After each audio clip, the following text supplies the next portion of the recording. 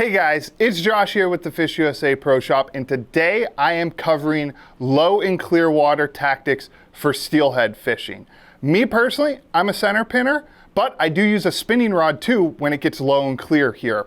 So we are gonna just start with the basics of this. We're gonna start with line. When I'm center pinning, I use a 14-pound main line. This is what the main line is gonna be, where my float, my shot, and everything, that's gonna be on the main line. When I'm using a spinning rod, I'm gonna use 10-pound test. That might sound a little bit heavy, but you also gotta think about the line diameter differences. It's very thin and it's very supple. It doesn't have coiling on your spinning reels as bad as other 10-pound monos. So that's why I use 10-pound in this versus like an 8 or 6-pound that some people would use. Same goes with the center pin. You could even go heavier, but I think the 14 is the sweet spot for it. They are both clear. I do not use high vis in low and clear water. I personally like to use clear. I think it just makes us a hair bit more stealthy than somebody with high vis line. Next, we are gonna go with my float selection. So the floats that I personally use are Drennan and Raven floats. They're gonna be anywhere from 2 gram to 4 grams in low and clear water. The Drennans are clear, a little bit stealthier. If you're fishing deeper holes, on some of the tribs that you fish, you can get away with the Raven ones. They're just a solid.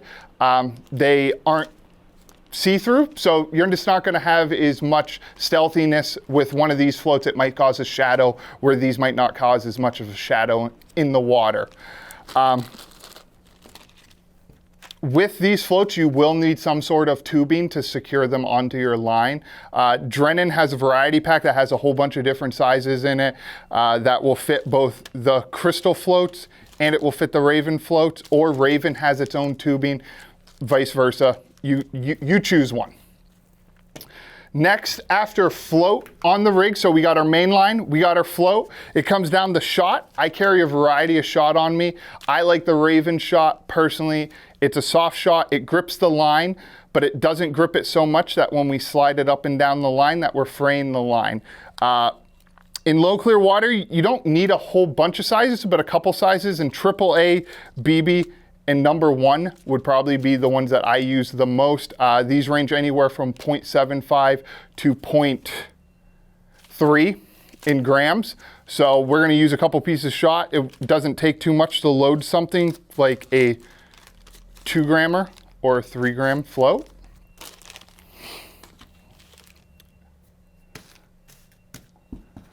Next, we would have our little micro swivel. That is why we are using heavier line.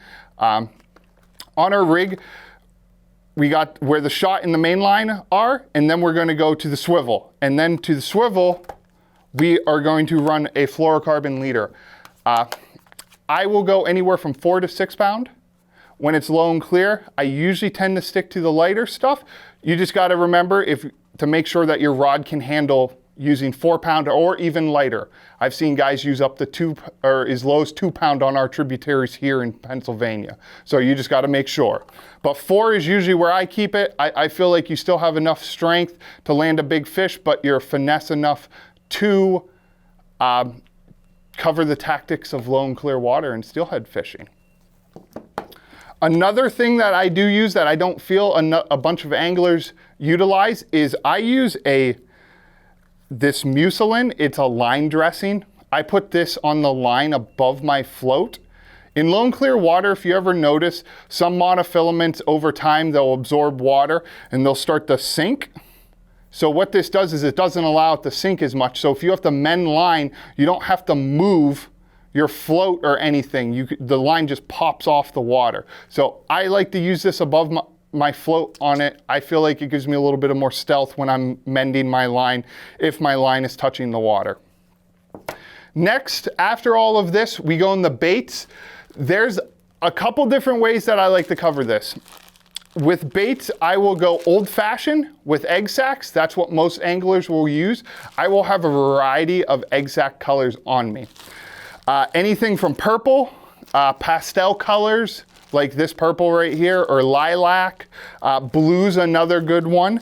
But I will also carry a couple bright ones on me as a wild card, just in case if I'm trying everything underneath the sun, you know, pinks, purples, and everything. Sometimes, even in low clear water, that steelhead will bite something bright. So it's always good to have a wild card in your back pocket, because that might be the ticket to you getting success on the water that day. And if you are going to carry all these colors of egg sacs, I use one of these. It's just a handy little egg sac holder that I clip onto my belt so that I don't have a bunch of different containers on me. It's very easy. You just put them in it and you can clip them anywhere on you. So these are definitely useful if you're going to carry 4 to 6 different colors of egg sacs on you. Another thing that I will do is I will actually just single egg fish also. These are just the Potski Atlas Mikes king eggs. I use a size 16 or a size 18 hook on these. I try to get the hook as much into the egg as possible so that the hook isn't exposed. And basically you will float this just like a single egg, you know, nothing else. It's very easy. It just try to get it out there and as close to the bottom as possible. And it's a simple way to fish, and it can be effective in low and clear water.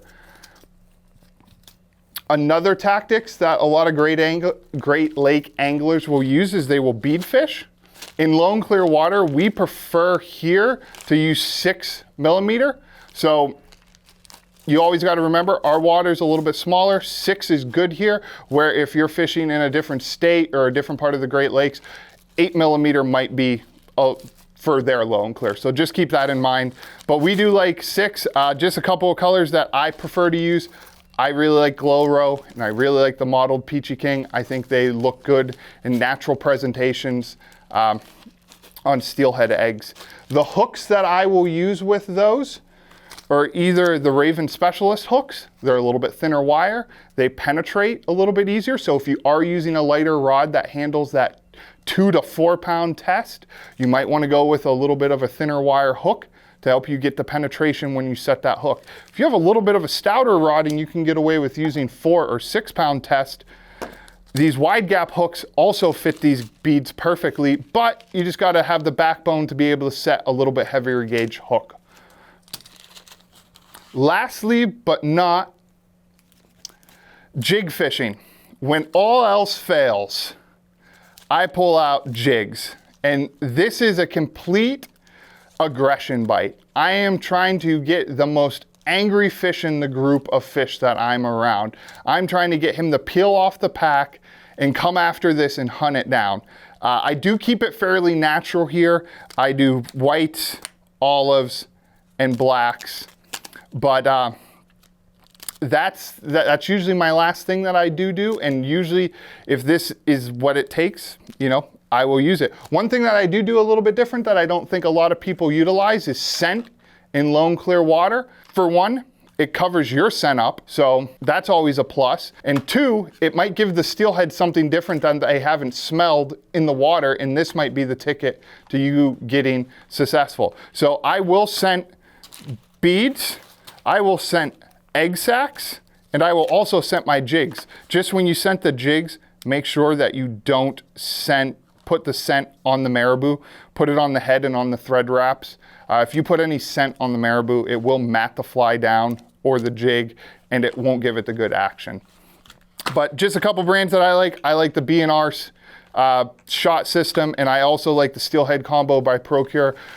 I've caught fish off both these scents. They both work well, and they both last pretty long. I'm pretty sure I have some jigs from last year that still have this scent on them. It like never leaves. So it lasts pretty long. Last but not least with it, when you are using egg sacs, one thing that a lot of people overlook in low and clear water sometimes that I feel is if you are fishing with a ton of people, it's gonna come down to whose bait is better in the water. I like to use the Potski Boraxo Fire. I think this is the best cure on the market that works in our low clear water here. It's very simple, but I've seen this outproduce fresh eggs. I've seen it outproduce other people's cures. And like I said, it's just simple. It's idiot proof. You just dump it on 24 hours later, boom, your eggs are cured and you tie them into your favorite spawn netting. So, and it will also keep your eggs good in the fridge for a couple months. So you don't ever have to worry about that. But this makes pretty good bait in low and clear water. I hope everything that we've covered today helps you in getting your lines tight in low and clear water, and we'll see you out on the water.